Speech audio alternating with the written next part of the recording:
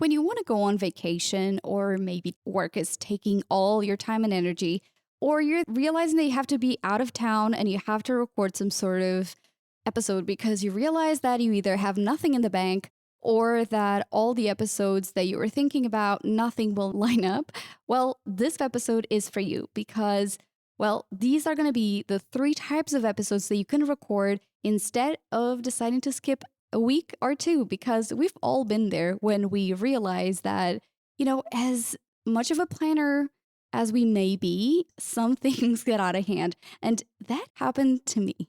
I miscalculated the weeks that I was going to be gone for, and I thought, sure, I have all the solo episodes that I need in the bank, but kind of didn't. So I had this topic in my head about what to record or types of episodes that you want to record when you have very little time, some sort of an MVP, so a minimum viable product. And I decided to pick that topic a bit sooner. And also thanks to my friends at Indie here in my hometown, I reached out to them and they were so kind to lend me some space and some time to record this episode. Well, without further ado, I'm Anna Xavier, and this is the Podcast Space, a practical podcast that will help elevate your podcast journey. Let's go. All right, so by now you realize that, yep, not calculating all the content in a year, or maybe you're just in a pinch and you can't get to it, and it will just happen. Just know that it happens. It happens to me. I do content planning for a living, and sometimes it's just, the thing flies out of your mind and you forget about it. So this episode is going to be very practical. I'm going to talk you through exactly what my process has been for this episode, what I normally advise clients, and really what you need to consider. So before we delve into the three types of episodes that you're going to be considering for this situation, I want you to think about a few things. Now, this is probably the most important one. What is what you will consider a minimum viable product that you can create, keeping the value, but also not overwhelming yourself? I want you to consider something like a quote and start your episode about that. Like, what's the one idea that you want to pass along? For me, in this episode, is that you will be able to create a valuable episode in a pinch. And I'm going to break down exactly, like with a few examples, how you can get that done. But I don't want you to overthink it. I want you to think about when you're creating this type of episode, nobody really knows that you didn't plan it, right? Like, I am telling you that this happened to me, but your listeners, they don't know. They have no idea. So I don't want you to consider that like, oh my God, they will find no value in this because, I didn't sit down to plan it as normally as I do, or maybe you're feeling less than because you're kind of doing it on a whim. So that's kind of like the first mindset thing that I want you to stop worrying about. And second is to consider what is the most impactful kind of like top 3 tasks that I need to do for this episode. So normally, let's say every time you do a podcast episode, you publish about like 7 social media posts, or maybe you do a newsletter and you do a blog post and you do a video. I want you to consider what normally gets the most traction and focus on those things. Later down the year, you can promote this episode again. There's so many things that you can do.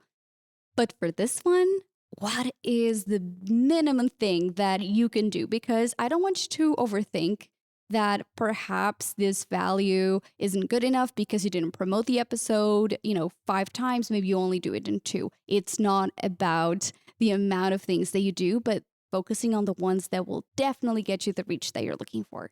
So is it maybe doing only a post on Instagram if that's your main platform? Or it's just ensuring that you're sending people the newsletter? What is it?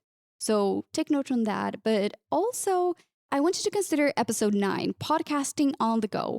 Because sometimes you don't need to do the episode in your office with your regular setup, like I'm recording this in my friend's place.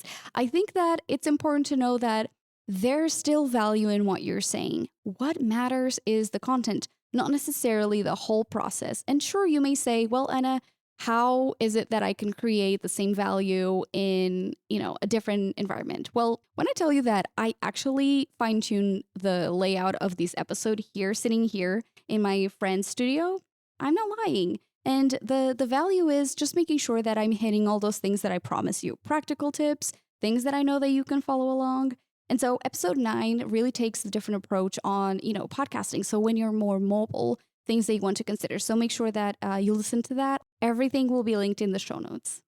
And then it's time for you to learn about the 3 types of episodes that you can record when you are in a time crunch. So number 1, it's micro episodes. This I've kind of covered already. It's episode 8, and it's called A Quick Guide to Micro Episodes. But this episode really covers a lot more. I'm not going to go into detail because, again, remember, it's about making sure that this episode is out. But micro episodes can be under 8 minutes. Heck, it can even be like 3-minute episode as long as it's valuable. And what kind of things does it need to be? It needs to be only about one topic. Don't try to overcomplicate it.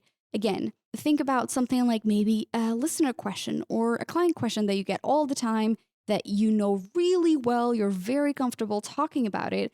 And so that you're not kind of like dwelling on like, okay, what else is it? It just comes out naturally to you. Because if you mess up on the recording, you will take forever to edit. You will second guess yourself. You maybe want to record it again. So just make sure that it is something that you're just so comfortable talking about. You're not even overthinking it. So how would you organize this? You would go through, one, the pain point. You provide context around that pain point. Like, for instance, I did in the beginning where I say, hey, if you are going on vacation, if you don't have a lot of time, what are things that you can do? And then give you the solution, right? You can talk about how you do it or how you help clients go through that. And then at the end, you're kind of wrapping it up. Make sure that it is a relatable episode because you want to make sure that your listeners feel like you're like, okay, even though this is a short one, I can implement it. All right. And then another type of episode that you can do is record a standalone intro. And you're like, Anna, why is a standalone considered an episode? Well, because that intro can be a versatile tool in your toolbox. So there are 3 types of standalone intros that you can use. You can use those for podcast replays. You can do them for replay series and also episode takeovers. I'm going to break down exactly what are the types of kind of like the content that you would have on those. But just know that they need to be short and generic. You need to ensure that the regular episode won't clash with this intro. That you're not talking about, for instance, like, summertime and you're using, and you need to use that for like maybe a Christmas period. So make sure that is super generic and as little information as possible. So here are a few examples. Hey friend, as my team and I are taking a well-deserved break, we are replaying the most impactful episodes of the year. And so with that, for the upcoming 5 weeks, I'm going to break down a few episodes that have been just my favorite. I hope you can enjoy them. And I'm still going to be available on social media, so make sure that you tag me with your ahas. All right, enjoy the show. So that was number 1. And then you can do number 2. So make it theme. This can be for those replay series, right? So we can say something like, as we close the year, we are republishing the most played episodes featuring the most innovative guests. And I know you will enjoy re-listening to them if you missed them this year. This series is a must listen if you're stuck and you want to move forward. All right, that's all from me. Enjoy the episode. So that's another one. For instance, I'm going to do this summertime. I'm going to use really short episodes. I'm going to provide the context. So for instance, talking about how the summertime is great for pondering on topics, maybe do a few changes. So that's another one that you can use. But then here's the exception. So there's one that I was talking about, these 3 types of intros. And this is a very specific one, but it's still worthwhile considering because I will be doing one very soon. And so you'll be able to recognize that one. So here it goes.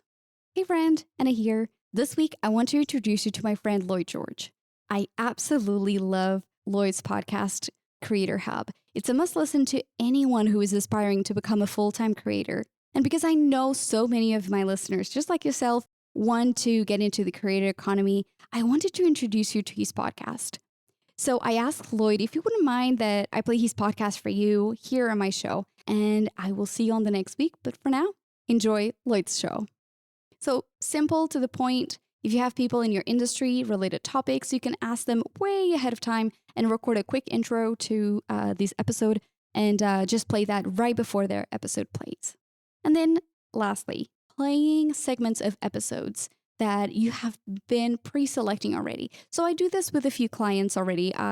Sometimes we're going through content strategy and I'm listening to their show and I already identify some segments. Maybe they're 20 minutes long or maybe they're 15 minutes long, but they really are themed. And what we normally do is I advise the client to clip that segment, put it on a folder and record a quick intro, just like I've done before. And so you want to make sure that that segment plays well by itself. And what that means is that if you create an intro that is really providing enough context for the episode that you're going to be sharing, you're looking at that and thinking, okay, what do they need to know about before I delve into this episode? And again, you can definitely say things like, hey, this episode is part of a much bigger episode that I recorded with, so-and-so. But I thought this part of the conversation was so impactful that you needed to listen to it again. So if you actually want to listen to the full episode, that's episode, like 18 or whatever it is, I'll make sure that I include all the show notes and links to that episode in case you want to delve more into the topic. But I do think that you need to listen to it. All right, enjoy the episode and then you play the episode itself, but make sure that you record an outro. So you want to make sure that the segment is fully finished. Obviously, you don't want to include questions that are not part of that segment. But as you close the show, there's enough context for them to just kind of like ponder on the episode or, like the call to action is related to what's been spoken about. And again, I'm reminding you again that just because you either forgot to record an episode or you just didn't have as much time as usual, or even if you're just not going through your same process, it does not mean that this episode will not be as valuable as usual. If a quote can hold value, if a quote can change behavior, you can do the same with a shorter podcast episode. All right, go and check episode 8 and episode 9 that I mentioned on these episode. It sounds so meta. Yeah, and let me know if this type of episode will give you permission to create content in a less structured way while ensuring that you're not skipping a week, that you're not overwhelmed or burnt out. So just before we wrap up, so the first type of episode that I talked about is going through the micro episodes. Number 2 is to record a standalone intro that you can repurpose for many different ways.